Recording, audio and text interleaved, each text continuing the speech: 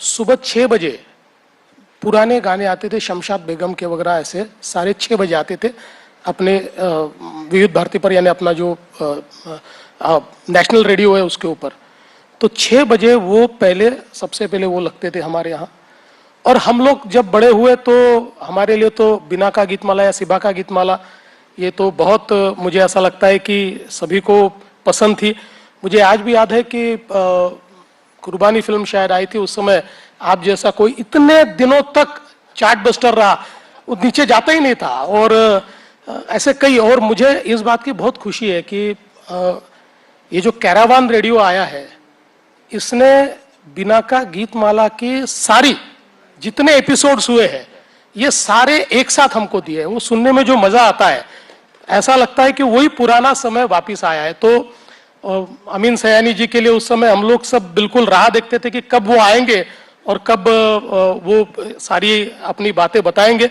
और एक सबसे बड़ी बात मैं जो रेडियो के बारे में कहना चाहता हूं कि देखिए, जो ऑडियो विजुअल होता है उसमें एक्सप्रेशन आसान होता है क्योंकि वो दिखता है, लेकिन रेडियो की सबसे बड़ी खासियत यह है कि व्यक्ति दिखता नहीं है लेकिन फिर भी सारी चीजें एक्सप्रेस करता है अपने शब्दों से।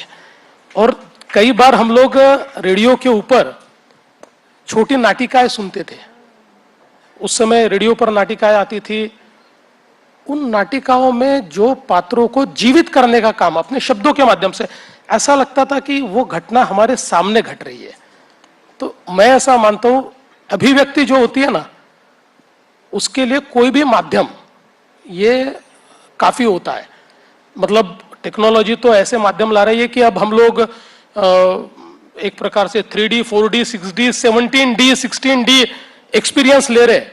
लेकिन जिस समय it was only 1D, it was only music, जिस समय केवल वन वे कम्युनिकेशन था, उस समय भी रेडियो ने हमारी अभिव्यक्ति को जिस प्रकार की आवाज दी है, तो मैं ऐसा मानता हूं कि एटलीस्ट मैं जब आ रहा था तो हमने बचपन से देखे हुए रेडियोज वहां सारे रखे हुए हैं।